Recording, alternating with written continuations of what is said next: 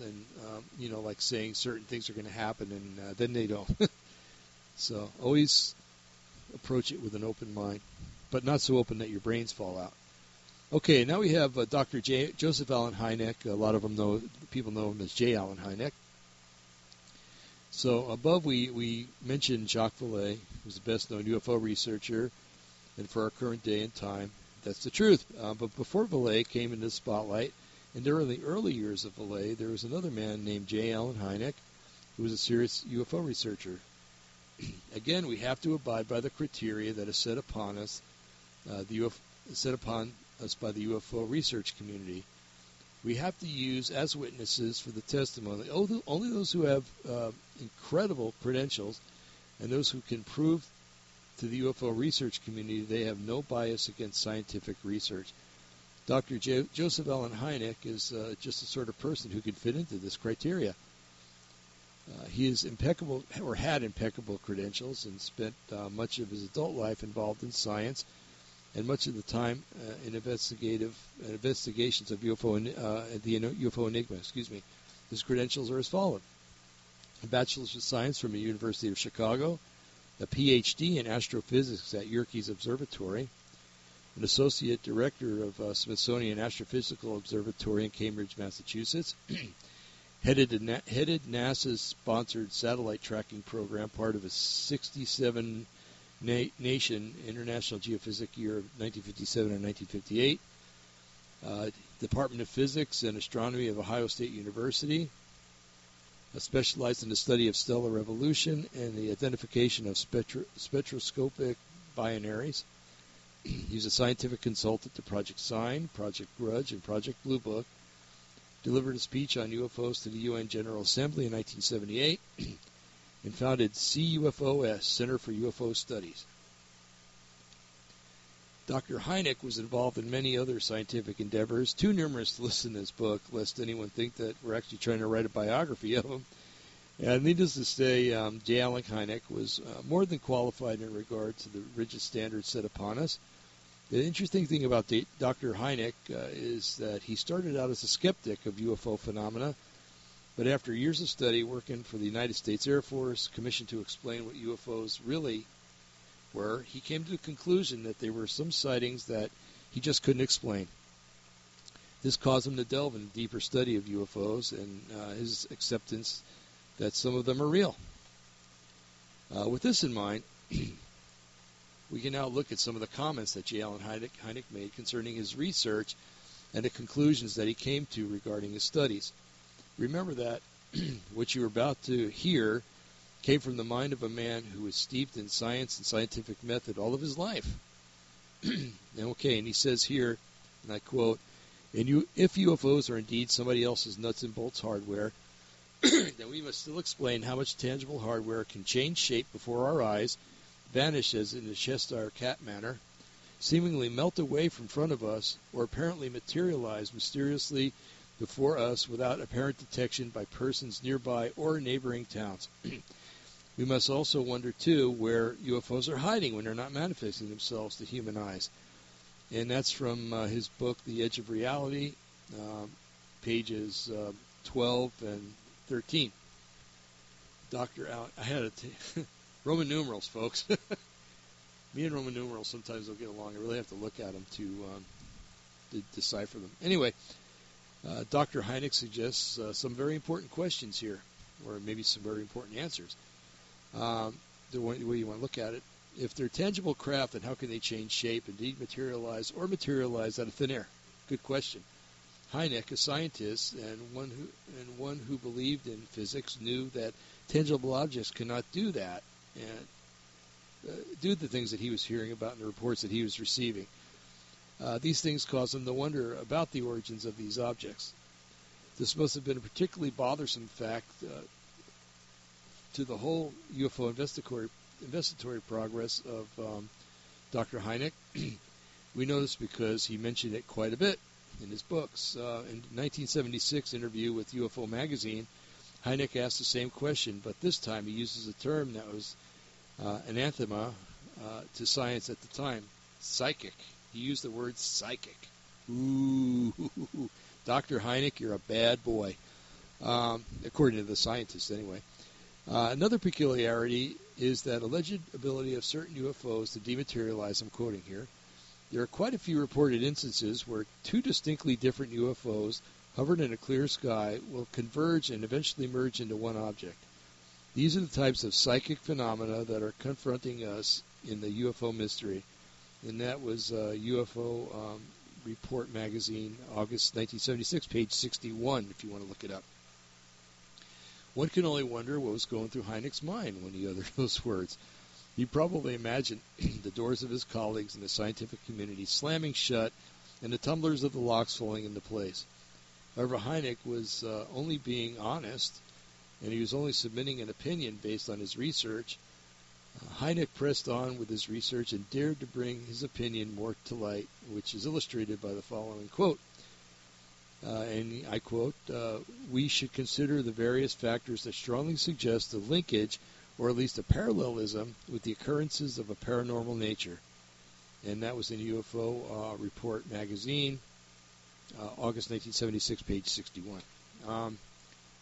Dr. Hynek was a smart man, a very smart man, and although he was daring for his day, he still chose words to describe his theories about UFOs and tailor-cut them to fit the audience that he was talking to, right?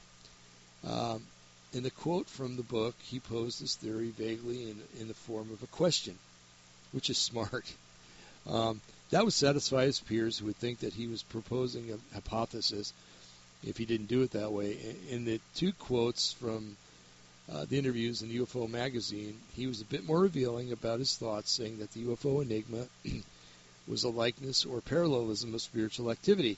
However, in an interview with someone who was undoubtedly interested in the spiritual manifestations, Hynek had the following to say, and I quote, "Many UFO reports," he said, "seem to pertain more to accounts of poltergeists and other types of psychic phenomena or psychic manifestations than to the actual solid nuts and bolts hardware. This is one of the reasons," added Dr. Hynek, "why I cannot accept the obvious explanation of UFOs as visitors from outer space." And that's the article was called "The Unexplained Column," and it was by Alan Spraggett, November 8th, 1975. Now, folks, he was saying these things, and so was Vallée back when when science would blackball you and laugh at you and kick you right out of the scientific community for saying stuff like spiritual and poltergeist and stuff like that.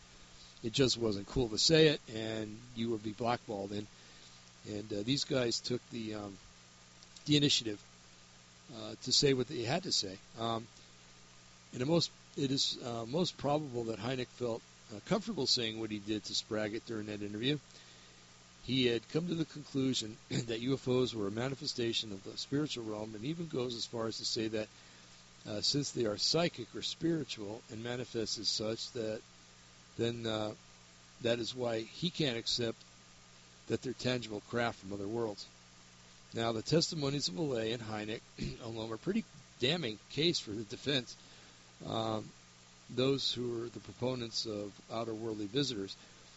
We could end right now, if we wanted to, because we have men of such high caliber stating that they believe UFOs and aliens to be spiritual or multidimensional.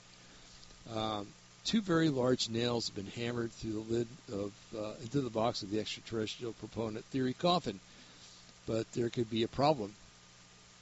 There are those who would contend that these two men were tainted in some way, or perhaps some religious fanatics got to them and corrupted their scientific minds, right?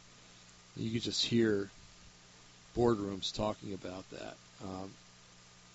Anyway, for the benefit of those who might think that this way, we must present other testimonies of secular scientists and other secular researchers who have come to the same conclusion. Collusion, yeah, that's really good. Either partly or in whole. Folks, you know what I'm going to do real quick is my throat is getting really dry, and I'm going to go get something to drink real quick. And while we're, instead of you just experiencing dead air, which would be totally not cool, I'm going to go ahead and I'm going to play a song by my son-in-law, Josh Rosen. It's 1 minute and 45 seconds long, and it should be enough time for me to get to the sink, get a drink of water, and come back. And so I'm going to proceed to play his song, and I shall be right back, folks.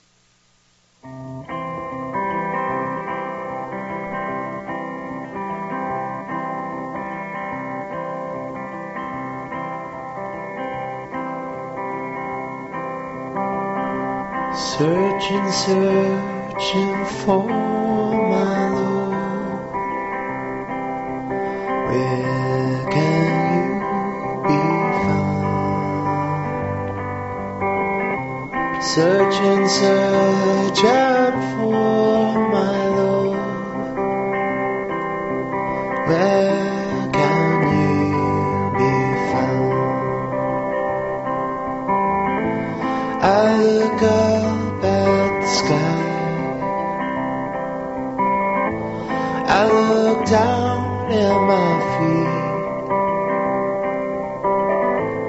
I look out on the sea. Are you looking out for me?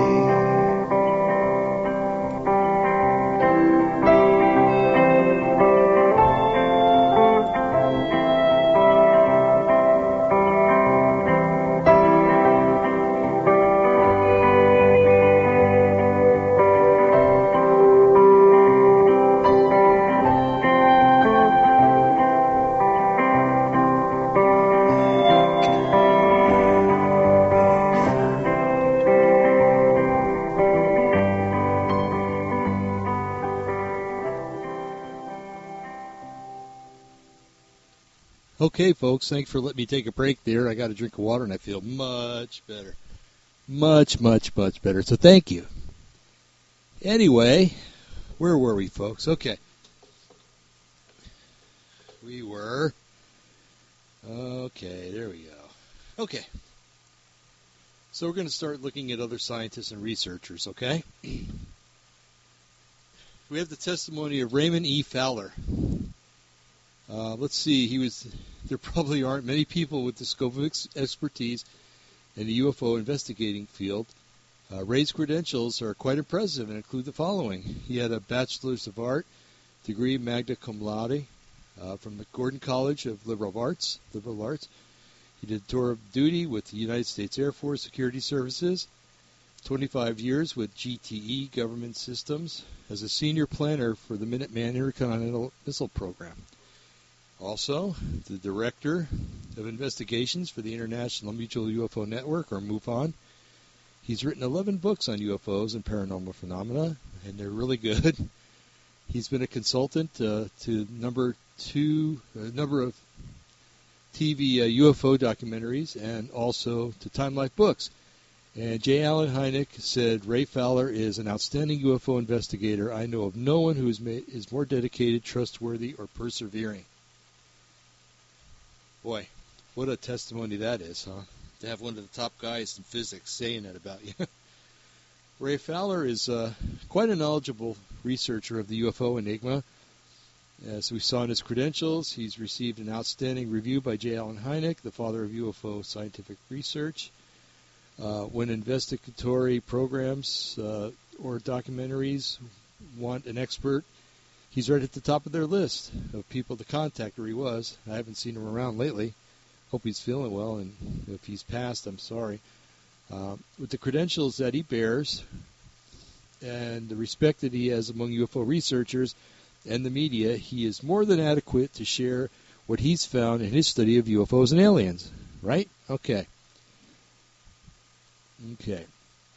Let's see. After years of research and seeing people like J. Allen Hynek change their opinion about the nature of UFOs and aliens, Raymond or Ray said that in the following, in one of his books. Okay. He said, I have watched in dismay as a number of respected UFO researchers moved from a physical to a parapsychological interpretation of the UFO bizarre phenomena. Now, I, too, am being forced to re-examine UFO phenomena in light of its apparent paraphysical nature.